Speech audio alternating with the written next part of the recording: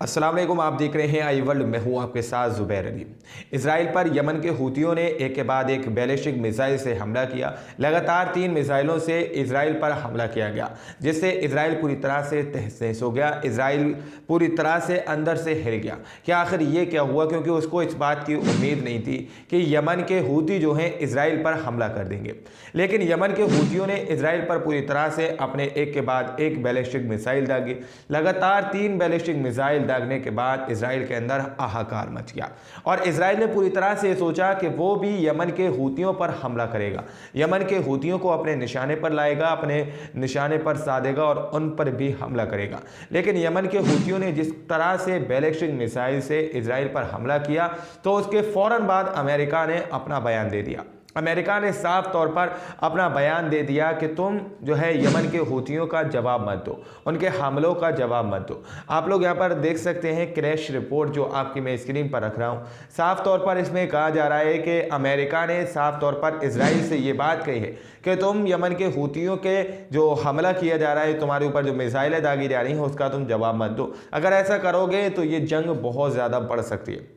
और उसने आगे ये कहा है कि अमेरिका की मिलिट्री जो है वो यमन के हूतियों से डील करेगी, बातचीत करेगी या फिर उन पर हमला करेगी। इस तरह की बात यहाँ पर अमेरिका की तरफ से कही गई है। अब आप लोग समझ सकते हैं, जब अमेरिका ने इजराइल से ये बात कह दी कि तुम जो है यमन के हूतियों के हमलों का जवाब मत देना, उनके मिसाइलों का जवाब मत देना, वरना जंग बढ़ जाएगी, तो मुझे नहीं लगता कि इजराइल जो है अमेरिका के खिलाफ जा सकता है या फिर अमेरिका की बात को ठुकरा सकता है।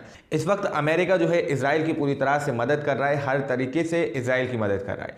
तो इजराइल अमेरिका की इस बात को ज़रूर मानेगा और यमन के हूतियों पर हमला नहीं करेगा। और वहीं पर अमेरिका ने साफ तौर पर यह बात कह दी है कि अमेरिका की मिलिट्री जो है इजराइल के हूतियों से डील करेगी या बातचीत करेगी। इस तरह की बात वहीं पर कही गई है। लेकिन गजा के अंदर के हालात अब बद से बदतर होते जा रहे हैं।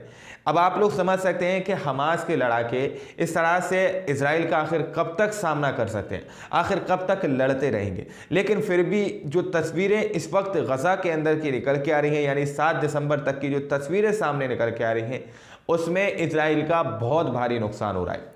इसराइल के जो टैंक हैं, इसराइल की जो IDF है, बहुत ज़्यादा तादाद में वो ढेर हो रही है और उनके टैंकों को जो है हमास के लड़ाके जो है ध्वस्त करते हुए नजर आ रहे हैं। आप लोग यहाँ पर देख सकते हैं फ़लस्तीन के वेस्ट बैंक में आतंकी संगठन इसराइल के टैंक को फ़लस्तीनी मुजाहिद ने उड़ा दिया। ये इसराइली टैंक फ़लस्तीनी मुस्लिमों के घरों को चुन चुन कर निशाना बना रहा था। साफ तौर पर यहाँ पर दावा किया जा रहा है कि जो ये अपने डिफेंस के नाम पर जो चुन चुन कर फ़लस्तीनी मुसलमानों के घरों को उड़ा रहे हैं, चुन चुन कर फ़लस्तीनी मुसलमानों को अपने निशाने पर ला रहे हैं और उनको शहीद कर दे रहे हैं, ये टैंक भी वही काम कर रहा था। चुन चुनकर फ़लस्तीनी मुसलमानों के घरों को जो है शहीद करने का काम कर रहा था, डेमोलिश करने का काम कर रहा था। लेकिन हमास के लड़ाकों ने इस टैंक को पूरी तरह से तहस नहस कर दिया और ध्वस्त कर दिया।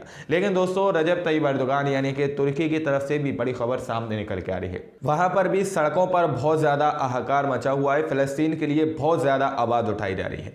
वहाँ पर रजब तैयब एर्दोगान से बहुत ज़्यादा सवाल पूछे जा रहे हैं और साफ तौर पर कहा जा रहा है कि आखिर फ़लस्तीन की मदद रजब तैयब एर्दोगान क्यों नहीं कर रहे, आखिर अभी तक क्यों कोई कड़ा एक्शन रजब तैयब एर्दोगान ने नहीं लिया है। वहाँ की जनता सड़कों पर निकल पड़ी है और रजब तैयब एर्दोगान को घेरने का काम कर रही है, उनसे सवाल पूछ रही है, उनसे जो बात कही जा रही है कि आखिर क्यों रजब तैयब एर्दोगान जो है खामोशी से बैठे हुए हैं और सिर्फ निंदा करने वाले बयान देते हुए नजर आ रहे हैं। इस तरह की बात वहाँ की सड़कों पर निकलकर जनता रजब तैयब एर्दोगान से पूछ रही है। एर्दोगान, जब तुमने हमको फौजी बगावत के खिलाफ उठ खड़े होने को कहा तो हमने लब्बैक कहा। आज गजा के मुसलमान हमारी राह तक रहे हैं, तुम हमको इजाज़त दो, फ़लस्तीन में अपने भाइयों के शाना बशाना लड़ेंगे। एर्दोगान, अगर तुम कमज़ोर और बुज़दिल हो गए हो तो कोई बात नहीं, हम अब भी गजा के मुसलमानों की मदद को जाने के लिए तैयार हैं, तुम हमको गजा जाने की इजाज़त दो।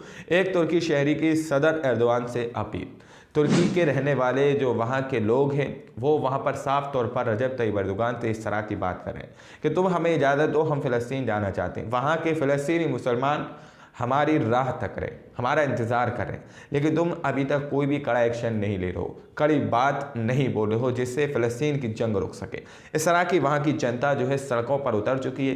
ये शख्स जो आपको फ़ोटो में नज़र आ रहे हैं, इन्होंने वहाँ पर तुर्की की मीडिया में ये बयान दिया था, जिसको सुनने के बाद काफ़ी लोगों ने इनकी तारीफ़ भी की थी, क्योंकि गज़ा के अंदर के हालत बहुत ज़्यादा बद से बदतर हो चुके हैं। नेक्स्ट वीडियो के अंदर, नेक्स्ट रिपोर्ट में मैं आप लोगों को बताऊंगा कि गज़ा के फ़लस्तीनी मुसलमानों को किस कदर निर्वस्त्र करके उनके कपड़ों को उतार कर सड़कों पर बिठाले हुए हैं और सड़कों में भर भर कर उनको ले जाया जा रहा है, ट्रकों में भर भर कर उनको ले जाया जा रहा है, सड़कों से उठा उठा कर।